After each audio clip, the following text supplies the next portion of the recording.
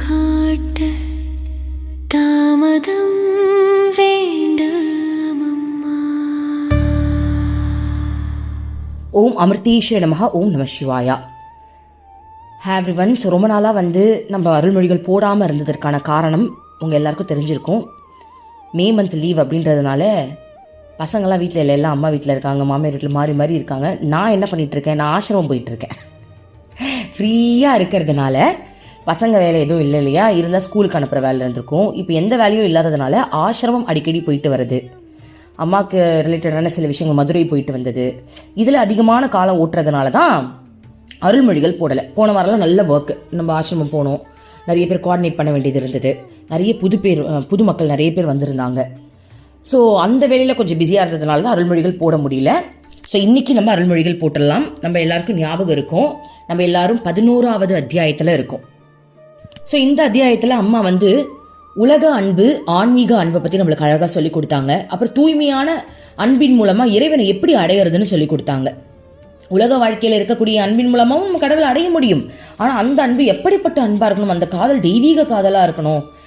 அதுக்கப்புறம் நம்ம இறைவனை அடையிறது ஈஸி அப்படின்னு சொன்னாங்க. அதாவது நீ ஒரு உணர்வு நிலையில் இருக்க அப்படின்னா அந்த உணர்வு நிலை சுயநலமாக இல்லாமல், என்னுடைய சொந்த உணர்வு சுயநலம் அதில் எதுவுமே இல்லாமல் தூய்மையான அன்பாக இருக்கும்போது, அதுக்கு தான் அம்மா ஒருத்தவங்களுடைய காதல் கதையை பற்றி சொன்னாங்க. அந்த காதலில் கரைஞ்சு உடல் அளவில் அந்த காதலே கிடையாது, மனதளவில்.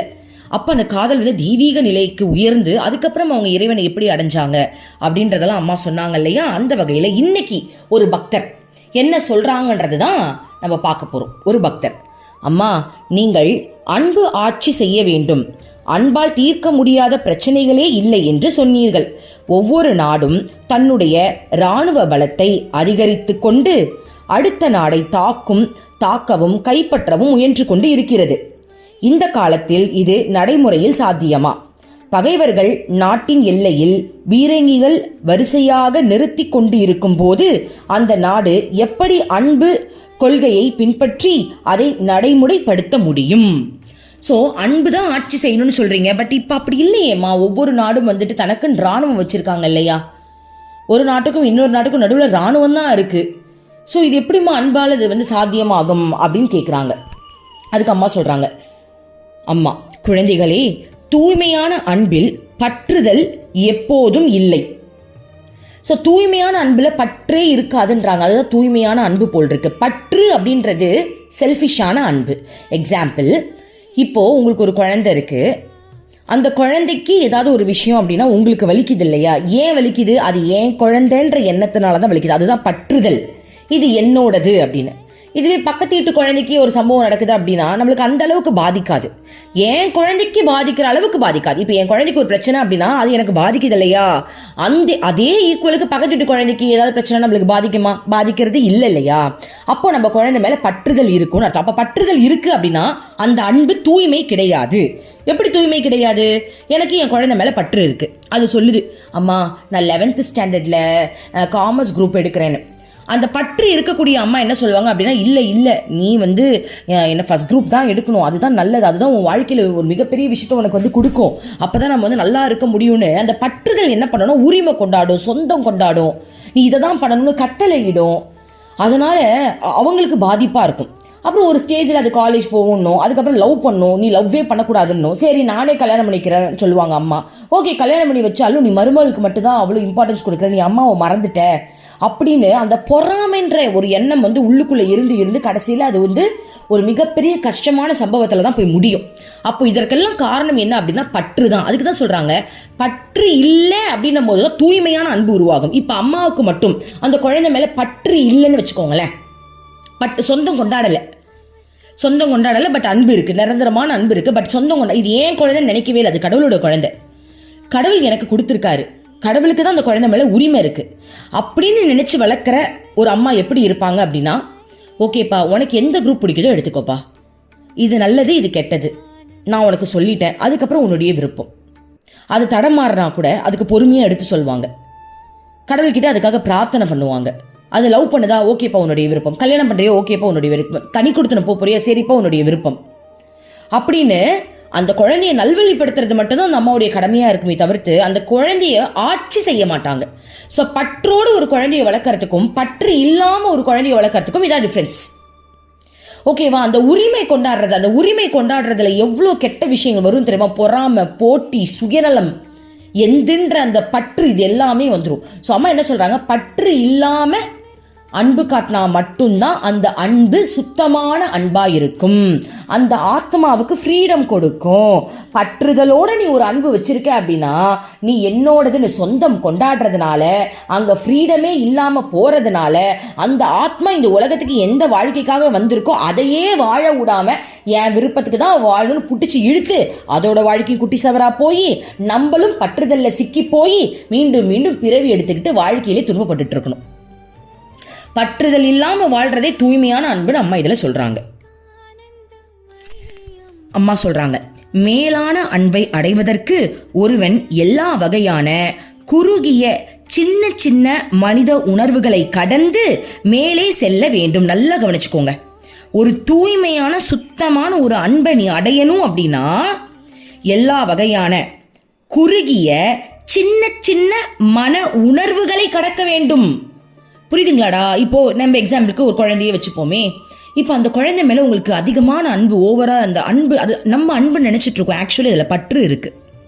ஓகே, அப்போ அந்த குழந்தை வளர்ந்து, அம்மா நான் கொஞ்சம் வெளியே போயிட்டு வரேம்மா, இந்த இடத்துக்கு ஒரு கோவிலுக்கு கூப்பிடுறாங்க, ஸ்கூல்ல டூர் கூப்பிட்டு போறாங்க, நான் போயிட்டு வந்துடுறேன்னு சொல்றதுன்னு வச்சுக்கோங்க. சில பேரண்ட்ஸ் அனுப்புவாங்க. ஆனால் இந்த ஓவரா பற்றில் இருக்கவங்க என்ன பண்ணுவாங்க, பயப்படுவாங்க. வேணாம் நான் கூப்பிட்டு போறேன், நீ எங்கேயும் போகக்கூடாது, நீ இங்கேயே இரு. அது கத்துக்கணும். இறைவன் அந்த வயசுல அதுக்கு சில விஷயங்கள் கத்து தரணும்னு இறைவன் நினைச்சிருக்கலாம். ஆனா உன்னுடைய பற்றின் காரணமாக அந்த குழந்தைய நீ பாதுகாக்கிற, பேம்பர் பண்ற அப்படின்னு நீ நினைச்சுக்கிட்டு அந்த குழந்தையுடைய வளர்ச்சியை கூட உன்னுடைய சில உணர்வுகள் தடையா நிற்கும். அதுதான் அம்மா சொல்றாங்க, மேலான அன்பை அடைவதற்கு ஒருவன் எல்லா வகையான குறுகிய சின்ன சின்ன மன உணர்வுகளை கடந்து மேலே செல்ல வேண்டும். ஓகேவா? இந்த மாதிரியான உணர்வுகளுக்கு நம்ம இம்பார்ட்டன்ஸ் கொடுக்காம, ஓகே அந்த ஆத்மாவுக்கு அது சரியா இருக்குமா, ஓகே அதுக்கு நம்ம இடம் கொடுக்கணும். இந்த மாதிரி சின்ன சின்ன விஷயத்துல நம்ம கடக்கணும். அம்மா சொல்றாங்க, வேறொரு வகையாக சொன்னால் எப்போதும் பற்றின்மை தோன்றுகிறதோ, எப்போது பற்றின்மை தோன்றுகிறதோ அப்போதுதான் அன்பு எழுகிறது. எல்லா பந்தங்களும் அவை எதன் மீது இருந்தாலும், அவை என்னவாக இருந்தாலும் அனைத்தும் தானே விழுந்து விட வேண்டும். மனம் முழுமையாக ஒருமை நிலையை அடைய வேண்டும். அன்பு ஒன்றுதான் அடைய வேண்டியதாக ஆக வேண்டும். அன்பு ஒன்றுதான் அடைய வேண்டியதாக ஆக வேண்டும். மற்றது எல்லாமே அடைய வேண்டியதே இல்லை. நம்ம அடைய வேண்டியது ஒன்னே ஒண்ணுதான், அன்பு மட்டும்தான். அத்தகைய அன்பு பற்றுதலிலிருந்து தோன்ற முடியாது. நீ தூய்மையான அன்பு உனக்கு வேணும்னா பற்றுல இருந்தெல்லாம் அந்த அன்பு வரவே வராது, வாய்ப்பே இல்லைன்றாங்க. பற்றுதல்னா நான் யாரெல்லாம் கணவன் தான் உலகம்னு வாழ்றீங்களோ உங்களால தூய்மையை அன்பை கத்துக்கவே முடியாது. யாரெல்லாம் தான் குழந்தையே என் உலகம்னு வாழ்றீங்களோ அவங்களாலையும் தூய்மையான அன்பை கத்துக்கவே முடியாது. யாரெல்லாம் என் சொத்து சுதந்திரம் தான் எனக்கு உண்மையான அன்புன்னு வாழ்றீங்களோ அவங்களால தூய்மையான அன்பை கத்துக்கவே முடியாது. யாரெல்லாம் என் சொந்தத்துக்காக தான் நான் வாழ்றேன்னு நினைக்கிறீங்களோ அவங்களாலையும் தூய்மையான அன்பை கத்துக்கவே முடியாது. தூய்மையான அன்புக்கு லிமிட்டே கிடையாது.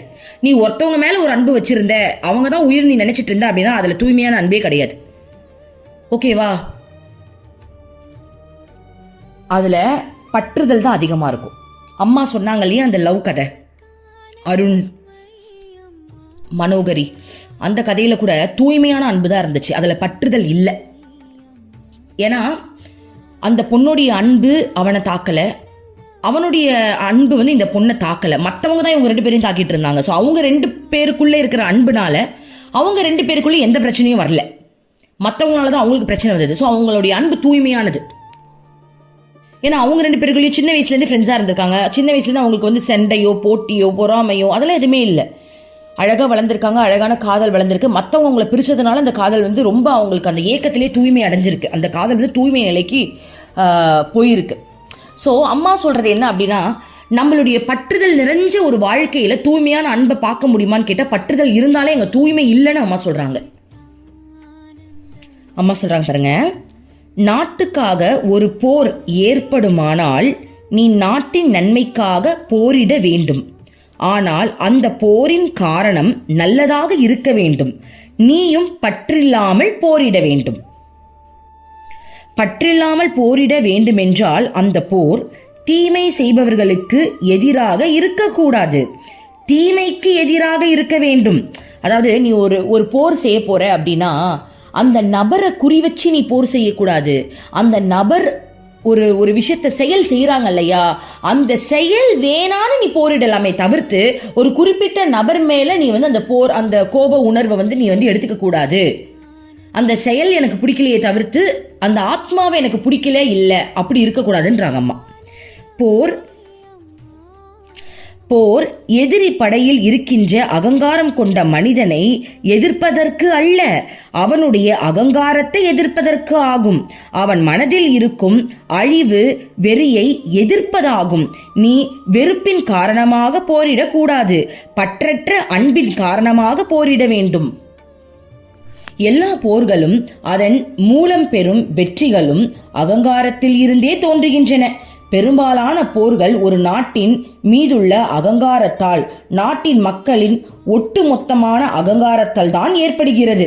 எப்போதெல்லாம் மோதல் ஏற்படுகின்றதோ அது இரண்டு நாட்டின் மொத்தமான அகங்காரத்திலிருந்து தான் தோன்றுகிறது. இரு நாட்டிலும் தாங்கள் இதயமே வெடித்து சிதறி விடுகின்ற அளவுக்கு தாங்கள் பொது நன்மைக்காகவும் நாட்டின் சுதந்திரத்தை காப்பாற்றுவதற்காகவும் மனித சமுதாயத்தை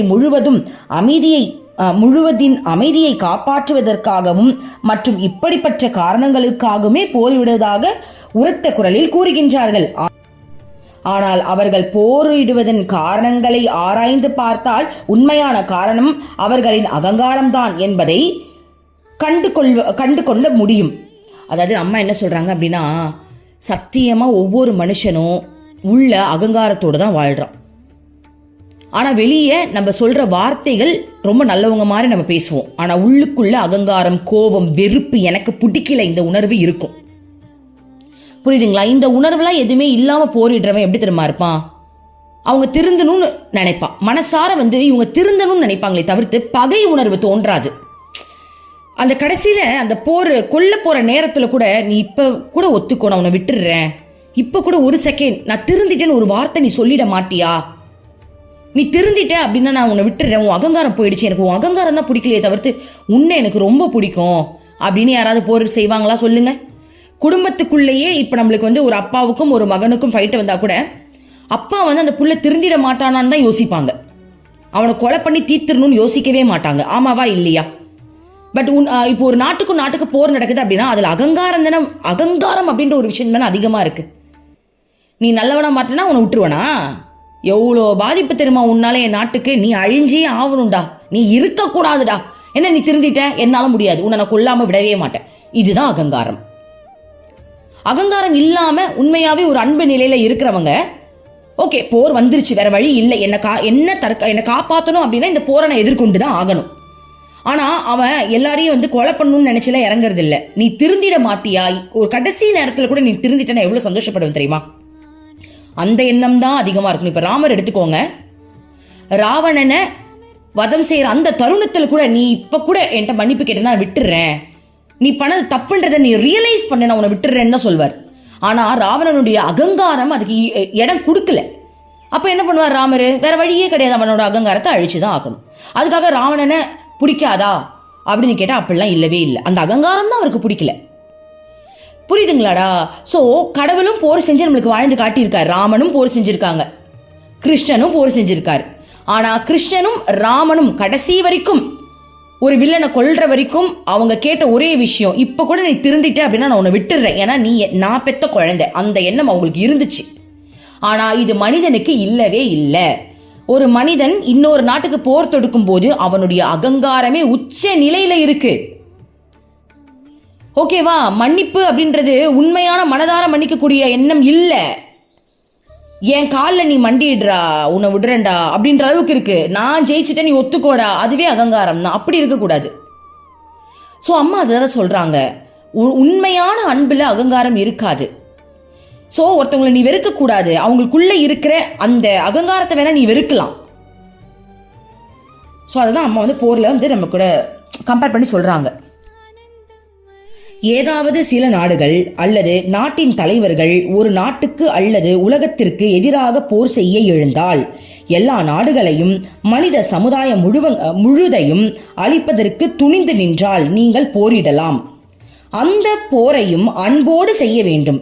நீங்கள் போருக்கு சென்றீர்களானால் மனித சமுதாயத்திடம் கொள்கின்ற அன்பின் காரணத்தால் போரிடுங்கள். அதாவது நீ ஒரு போருக்கு போற அப்படின்னா ஓ மக்களை நீ பாதுகாக்கணும். ஓ மக்கள் மேல உனக்கு அதிகமான அன்பு இருக்கு. பட் இப்ப கொரோனா அப்படின்ற மாதிரி ஒரு மிகப்பெரிய தாக்குதல் நம்மளை தேடி வருது. அந்த கொரோனாவை நான் அழிச்சுதான் ஆகணும். ரீசன் என் குழந்தைய நான் காப்பாற்றணும் அப்படின்றதுக்காக ஒரு எக்ஸாம்பிளுக்கு கொரோனான்னு நான் சொல்றேன். ஒரு போர் அந்த மாதிரி வருதுன்னு வச்சுப்போமே. அப்போ நீங்க என்ன நினைக்கணும் அப்படின்னா, என் குழந்தைய நான் காப்பாற்றணும், என் உலக மக்களை நான் காப்பாற்றணும், என் நாட்டை நான் காப்பாற்றணும், அதுக்காக அந்த அன்புக்காக வேணா நான் போரிடுறேன். அப்படி பண்றதுல தப்பு கிடையாதான். அந்த அன்பின் காரணமாக தீமைகளை எதிர்த்து போரிடுங்கள். தவறுகள் கொடுமைகளை எதிர்த்து போரிடுங்கள். பற்றுகளை துறந்து போரிடுங்கள். பற்றற்ற தன்மையில் இருந்து தோன்றும் உண்மையான அன்போடு போரிடுங்கள். ஸோ அப்படிப்பட்ட அவங்கள ஒரு உண்மையான அன்போட பற்றுதல் இல்லாமல், இப்போ எக்ஸாம்பிள், நான் என் நாட்டுக்காக போராடுறேன், நான் போர் செய்கிறேன். ரீசன் என்ன அப்படின்னா, என் நாட்டை அழிச்சே தீர்வுன்னு ஒருத்தவங்க நிற்கிறாங்க, வேற வழி இல்லை, நான் போராடுறேன். ஸோ என்னுடைய மனம் எப்படி இருக்கணும்னா, நான் என் மக்களை பாதுகாக்கணுன்ற எண்ணத்துக்காக நான் போராடுறேனே தவிர்த்து எதிரில் நிற்கக்கூடிய மனுஷன் மேலே எனக்கு ஒரு வெறுப்பை நான் உருவாக்கிக்கிட்டு பண்ணக்கூடாது. அது பற்றோடு நம்ம பண்ணுறதுக்கு சமமாயிடும். இப்போ எக்ஸாம்பிள், நான் ஒருத்தவங்களை கொல்ல போகிறேன், போரிடுறேன். எதுக்கு ஆப்போசிட்டில் நிற்கிறதே என் குடும்பத்தில் இருக்கிறவங்க ஒருத்தவங்க தான். அதுக்காக அவங்கள நான் விட்டுற முடியுமா? பண்ண துரோகமே இப்போ அவங்களா இருக்கட்டும். இப்போ போர் செய்கிற போது சொல்கிறேன், மகாபாரத போரில் அதுதான் நடந்தது. தவறு செஞ்சதே சித்தப்பா பசங்க, கரெக்டு தானே? அப்போ என்ன பண்றாங்க? வேற வழி கிடையாது. அந்த நாட்டை நம்ம காப்பாற்றணும். நான் எனக்கு தேவையான ஒரு உரிமையை நான் வாங்கியே ஆகணும். வேற வழி கிடையாது. அந்த இடத்துல நான் பற்றுக்காக நான் எல்லாத்தையும் விட முடியாது இல்லையா? ஸோ அந்த மாதிரி தான் சொல்றாங்க. பற்று இல்லாம ஒரு உண்மையான நோக்கத்தோட என் சமுதாயத்தை காப்பாற்றணுன்ற நோக்கத்தோட நீ போர் செய்யணும் அப்படின்னு செஞ்சுதான் ஆகணும். ஆனா அந்த போர்ல வெறுப்போட போர் செய்யக்கூடாது. வெறுப்போட நம்மளுக்கு அந்த போர் எண்ணம் இருக்கக்கூடாது. சகுனி எடுத்துக்கோங்க. ஆக்சுவலி அவர் அவ்வளோப்பட்ட வெறுப்பு அவருக்கு இருந்தது. அந்த வெறுப்புன்ற உணர்வு அவருக்கு அதிகமா இருந்ததுனாலதான் துரியோதனனை பிறந்ததுலேருந்தே சும்மா கீ கொடுத்து அவங்கள நீ தான் அரசன் ஆகணும், அவனை விட்டுறாதன்னு சொல்லி வளர்த்தாரு. ரீசன் என்ன அப்படின்னா, சகுனிக்கு அந்த எப்படி சொல்ற, சகுனிக்கு ஒரு ப்ராப்ளம் நடந்துருச்சு. அவங்க குடும்பம் அழியறதுக்கு பீஷ்மர் காரணமா இருந்திருப்பாரு. அதனால பீஷ்மருடைய குடும்பத்தை நம்ம அழிக்கணும்ன்றது தான் அவருடைய ஒரு விஷயமா இருந்தது சகுனிக்கு. அதனாலேயே தூண்டி விட்டு கிள்ளி விட்டு துரியோதனனை ரொம்ப கொடுமைக்காரனா வளர்த்துட்டார். அப்போ பகைமையை சொல்லி கொடுத்து வளர்த்துட்டார். அப்ப அது உண்மையான போரே கிடையாது. ஒருத்தனுடைய மன சூழ்ச்சியால எல்லாருமே எப்படி சொல் போர் செஞ்சு அழிஞ்சு போற அளவுக்கு அங்க நடந்திருக்கு அப்படின்னா அதற்கு காரணம் சகுனி அங்க கீ கொடுத்து மாத்தினதுனாலதான். ஸோ இதுதான் பற்றுதல். அந்த பற்றின் காரணமாக என் குடும்பத்தை நீ அழிச்சல்லடா, உன் குடும்பத்தை நான் அழிக்காம விட மாட்டேன், இது பற்று. அப்படி இருக்கக்கூடாது.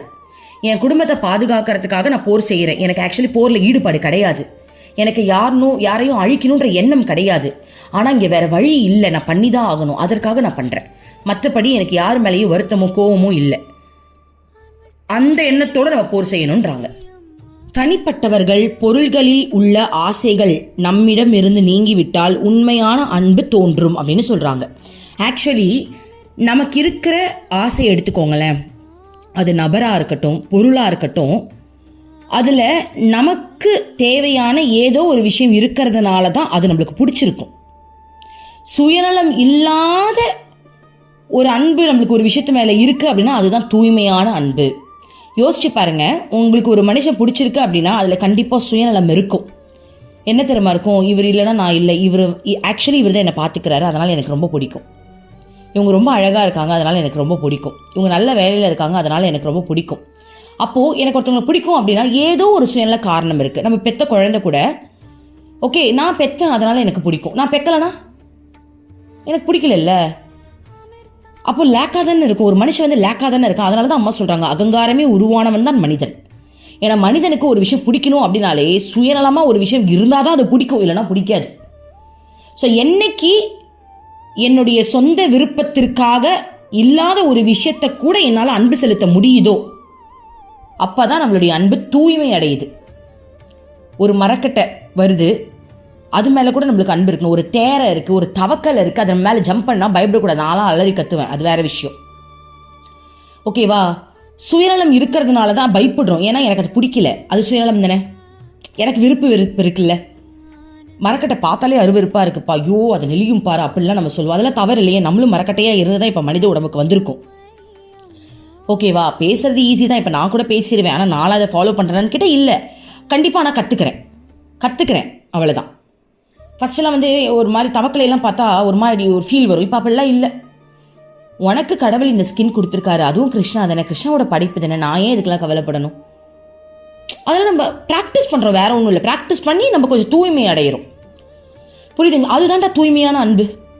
எனக்கு ஒரு விஷயம் பிடிக்குது நம்ம நினைச்சிட்டு இருக்கோம்ல, எனக்கு ஒரு நபரை பிடிக்குது நம்ம நினைச்சிட்டு இருக்கோம்ல, எனக்கு ஒரு பொருள் பிடிக்குது நம்ம நினைச்சிட்டு இருக்கோம்ல, அந்த பிடிக்கிறதுக்கு பின்னாடி சுயநலம் அப்படின்ற ஒரு விஷயம் இருக்கிறதுனாலதான் பிடிக்குது. ஏதாவது ஒரு காரணம் இருக்கும். ஒரு பர்சனை பிடிக்குது அப்படின்னா ஒரு காரணம் இருக்கும், இல்லாமலாம் பிடிக்காது. அந்த காரணத்தோட தானே பிடிக்குது. அதுதான் பற்று. எனக்கு இதனால எனக்கு பிடிக்குது, அந்த காரணம் இல்லைன்னா பிடிக்காம போயிடுமா? கரெக்ட் தானே? அந்த காரணம் இல்லாம இருந்தா கூட நம்மளுக்கு பிடிக்கணும். அதுதான் தூய்மையான அன்பு. ஓகேவா? அதெல்லாம் போக போக நம்மளுக்கு வந்துடும், 100% வரும். ஏன்னா நம்ம வந்து ஆத்மான்ற உணர்வில் திளைக்கும் போது, கடவுள் மேலே அதிகமான அன்பு நம்மளுக்கு வரும்போது, ஆட்டோமேட்டிக்காக இந்த மாதிரி நல்ல பழக்கங்கள்லாம் நம்மளை தேடி அதுவாக வரும். அதற்கு நம்மளுடைய குரு வந்து உதவி புரிவாங்க. ஸோ அம்மா இப்போ ஒரு விஷயம் சொல்கிறாங்க, கிருஷ்ணர் வந்து அன்பே வடிவானவராம். அப்போது மகாபாரத போரில் கூட கௌரவர்கள் இருக்காங்க இல்லையா, அவங்கள எதிர்த்து நம்ம போர் செஞ்சோம். ஆனால் அவங்க மீது கூட பகவானுக்கு வந்து கோபமோ ஒரு வெறுப்போ இல்லையாம். அவங்க செயலில் தான் வந்துட்டு அவருக்கு பிடிக்காம இருந்ததை தவிர்த்து அவங்க மேலே வந்து இறைவனுக்கு அன்பு இருந்ததுன்னு அம்மா இதில் குறிப்பிட்டு சொல்கிறாங்க.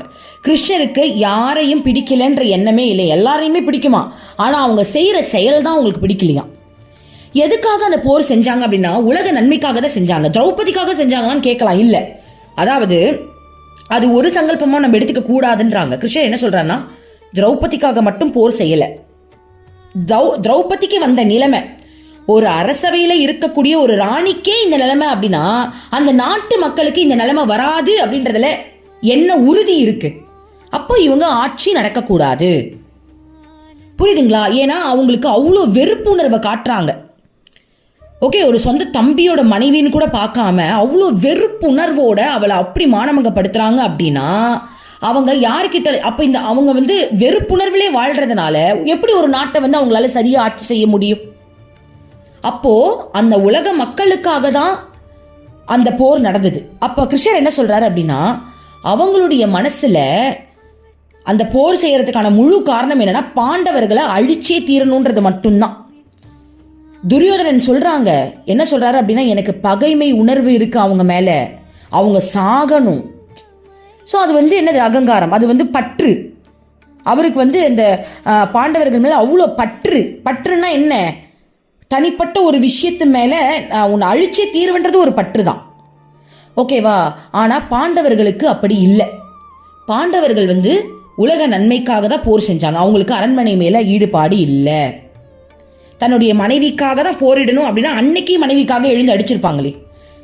தர்மத்தை ஃபாலோ பண்ணுன்றதுக்காக தானே சூது விளையாட்டுல என்னோட மனைவியை வந்து நான் ஒப்படைச்சிட்டேன், அதனால நான் எழுந்துக்கவே இல்லை அப்படின்னு உட்கார்ந்துருந்தாங்க. கரெக்டு தானே? ஆக்சுவலி தவறு தான். ஆனால் அவங்களுக்கு தர்மம்ன்றது என்னன்றது சரியா தெரியாம இருந்ததுனால வந்து தவறு. அதுக்கப்புறம் கிருஷ்ணர் வந்து உண்மையான தர்மம்னா என்னன்னு சொல்லி கொடுத்தாரு. இன்னொருத்தவங்களெல்லாம் உன்னால வந்து சூதாட்டத்தில் வைக்க முடியாது, அது தர்மம் கிடையாது. இன்னொருத்தவங்க நீ எப்படி வைக்க முடியும்? உன்னோட மனைவினா நீ வச்சிருவியா? அதுவே தவறுன்னு சொல்லி கொடுத்தாரு. ஓகேவா? ஸோ அந்த நேரத்தில் அவங்க எழுந்து போர் செய்யல இல்லையா? ஏன்னா தர்மம்னு ஒரு விஷயத்தை நினைச்சுக்கிட்டு அவங்க அதை விட்டு தான் கொடுத்துட்டு இருந்தாங்க. அந்த மாதிரி அவங்களுக்கு உண்மையாவே பற்றுதல் அப்படின்றது நாட்டு மேலேயோ தன் குடும்பத்து மேலேயோ இல்லை. அப்போ கிருஷ்ணர் வந்து புரிய வச்சுட்டாரு, சரி இல்லை இல்லையா, இப்போ நான் சொல்லித்தரேன். உங்க உலகமே இப்போ உங்களோட நாடே இப்போ ஊசல் ஆடிக்கிட்டு இருக்கு. துரியோதனன் கிட்ட இந்த நாடு போயிடுச்சு அப்படின்னா உன் உலக மக்கள், உன்னோட நாட்டு மக்கள் ஒழுங்கா வாழ முடியாது. திரௌபதிக்கே இந்த நிலைமை அப்படின்னா அங்க இருக்கிற பெண்களுக்கு இந்த நிலைமை வராதுன்னு என்ன நிச்சயம்? அதனால் நீ போர் செஞ்சே ஆகணும் அப்படின்ற உணர்வை வந்து நம்மளுக்கு சொல்லும் போதுதான் ஓகே, பற்று இல்லாம போர் செய்யலாம். என்னுடைய நாட்டுக்காக நான் போர் செய்ய போறேன் அப்படின்னு மனசுல எந்த ஒரு விருப்பும் வெறுப்பும் இல்லாம அழகா போர் செஞ்சாங்க. ஆனா கௌரவ சைட்ல வந்து அப்படி கிடையாது. அவங்களுக்கு அவ்வளோ பற்று இருந்துச்சு. ஓகேவா? அகங்காரத்தோட தான் அவங்க போர் செஞ்சாங்க. இதான் டிஃப்ரென்ஸ். ஸோ அம்மா இங்க என்ன சொல்றாங்க அப்படின்னா, கிருஷ்ணருக்கு எல்லாரும் மேலேயும் அன்பு தான் இருந்தது. அதனாலதான் அவருக்கு வந்து எதுலையுமே பற்று கிடையாதான். அதனாலதான் துவாரகா முழுகும் போது கூட புன்சிரிப்போட அவர் அதை பார்த்தாராம். அழவோ கண் கலங்கவோ பயமோ எதுவுமே இல்லை. ஏன்னா அவர் கடவுள் இல்லையா, அவருடைய படைப்பு இல்லையா, அவருடைய விருப்பப்படித்தானே எல்லாமே நடக்குது. தூய்மையான அன்பு சாதி, இனம், சமயம் எதையும் பார்ப்பது இல்லை. தூய அன்பால் சண்டையிட முடியும், கொலை செய்ய முடியும், அழிக்க முடியும். ஆனால் அதில் வெறுப்பு இருக்காது. பாருங்க, இந்த ஒரு பாயிண்ட் எடுத்துப்போம். தூய்மையான அன்பு கொலை கூட செய்யும், ஆனால் வெறுப்பு இருக்காதான். எப்படி செய்யும்? புரியலையா உங்களுக்கு? எக்ஸாம்பிளோட பார்க்கலாம். இப்போ உங்கள் உடம்பு இருக்கு. உங்கள் உடம்புல ஒரு கையில் ஒரு டிசீஸ் இருக்கு, ஒரு காயம். அந்த காயம் வந்து ஒரு புண்ணு வந்து ரொம்ப மோசமான ஒரு அலர்ஜி கொடுக்குது. அதை நம்ம கொலை செய்யணும். அது பாக்டீரியா. ஆக்சுவலி அந்த பாக்டீரியாவுக்கு உயிர் இருக்கு. அந்த அணு உடம்புல பரவிடுச்சு அப்படின்னா நம்ம உயிருக்கு ஆபத்து. அதனால அந்த கையில் இருக்கிற அந்த உயிரை நம்ம கொலை செய்கிறோம் இல்லையா, இன்ஜெக்ஷன் போட்டு அதை ஆப்ரேஷன் பண்ணி வெட்டி எடுக்கிறோம் இல்லையா. ஏன்? அதில் அன்பு இருக்கு. இந்த உடம்பை நான் காப்பாற்றணுன்ற அன்பு தான் இருக்கு. அதில் கோவமோ வெறுப்போ அப்படின்றத தாண்டி காப்பாற்றணுன்ற அன்பு இருக்கு இல்லையா. அதே மாதிரி தான் கடவுள் வந்து எல்லாமே அவருடைய படைப்பு. அப்போ அவருடைய படைப்புல ஏதோ ஒரு குறிப்பிட்ட நபர்கள் வந்து இந்த மாதிரி இருக்காங்க அப்படின்னா அதுல வெறுப்பு இருக்காது. அந்த இடத்துல அவங்கள காப்பாற்றணும். அம்மா அவர் சொல்வார் இல்லையா, இந்த பிறவியில அவங்களால திருந்த முடியல, அடுத்த பிறவிலையாவது அவங்க நல்லா வாழணும். அப்போ அவங்களுக்கு இறப்பே முக்திக்கு சமம்னு சொல்றாரு. அவங்க இறக்கல அப்படின்னா இன்னும் நிறைய தவறுகளை செய்ய வச்சு, அதுதான் அந்த ஆத்மாவுக்கான ஒரு மிகப்பெரிய அழிவு. உயிரோடு இருக்கும்போது நிறைய தவறுகள் செஞ்சுட்டாங்க அப்படின்னா அந்த ஆத்மா அடுத்த நிலையே உயராது. நிறைய வந்து கர்மா சேர்றதுனால அடுத்தடுத்து பிறவி மோசமா இருக்கும். ஓகேவா? அப்போ அதுக்கு தான் கிருஷ்ணர் என்ன பண்றாரு அப்படின்னா, இவங்களுக்கு நம்ம வந்து நல்லது செய்யணும் அப்படின்னா அவங்களை அழிச்சிடணும்.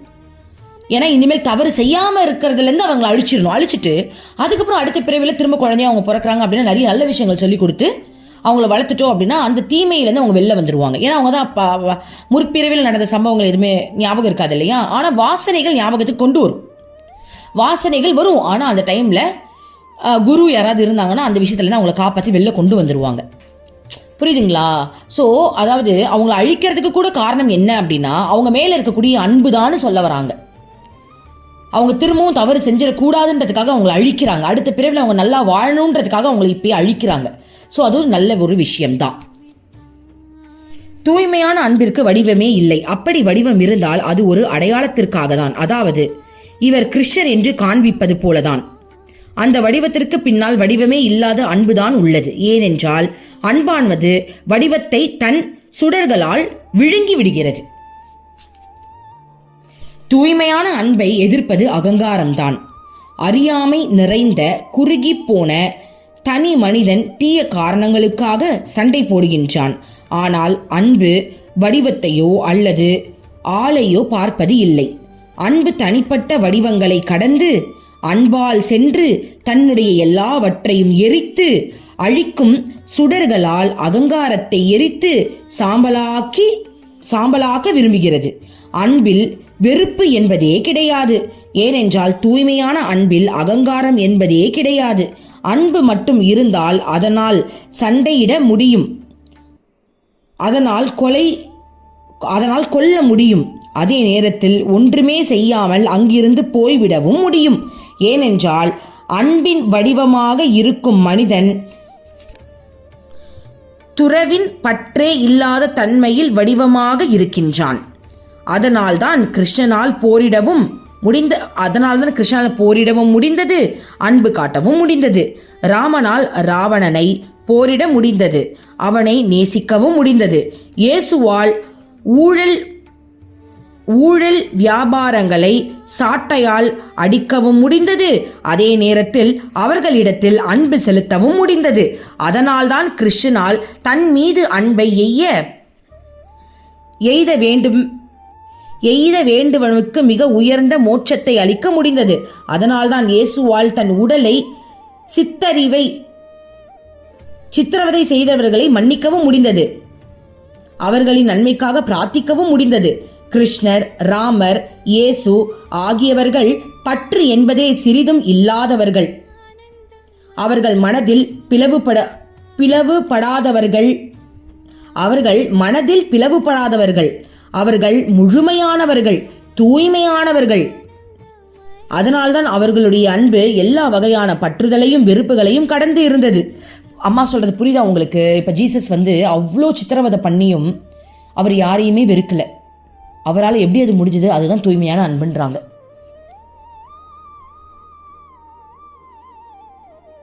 அவர்களுக்கு தனி நபர் என்று யாரும் இல்லை, தங்களுக்கு அந்நியராக எவரும் இல்லை, எல்லாமே ஒன்றுதான். குழந்தைகளே, நாம் அவர்களை உதாரணங்களாக கொள்ள வேண்டும். அவர்களுடைய அடிச்சுவடுகளை பின்பற்றுங்கள். சமுதாயம் தன் நன்மைக்காக அழைக்குமானால் போரிடுங்கள்.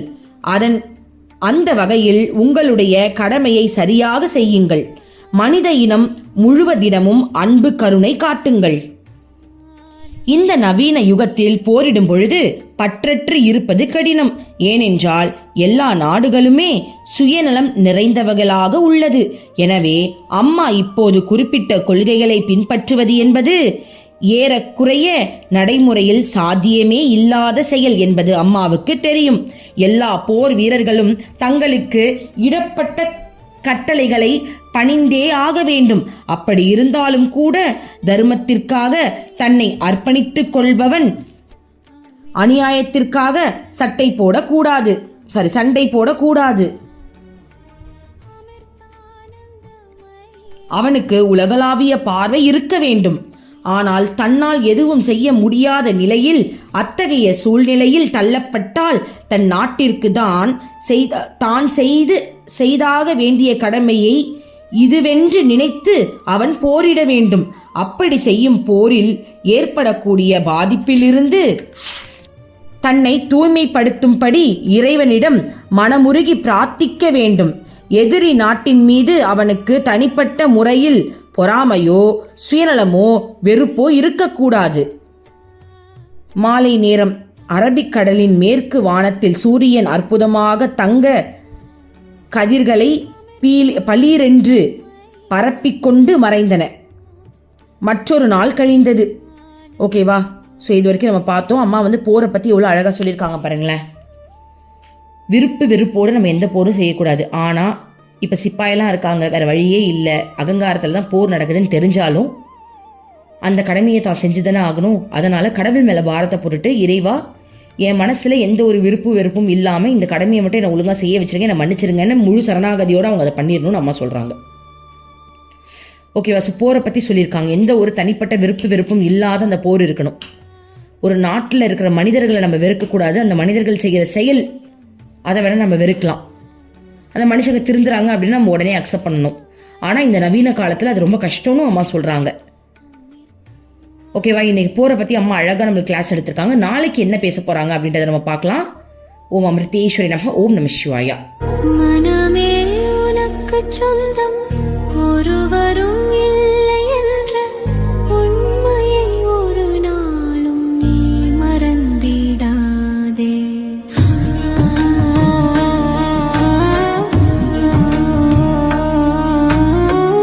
அர்த்தமற்ற கர்மங்களை செய்து கொண்டே சம்சாரத்தில் பயனின்றி நீயும் வீணாய் அலைகின்றாயே. காயமது மாயமதனை சவம் என்று உணர்ந்து கொண்டு சத்தியத்தை அறிந்திட நாம் வழி தேடுவோம். நிலையில்லா உலகினை நிஜமென்று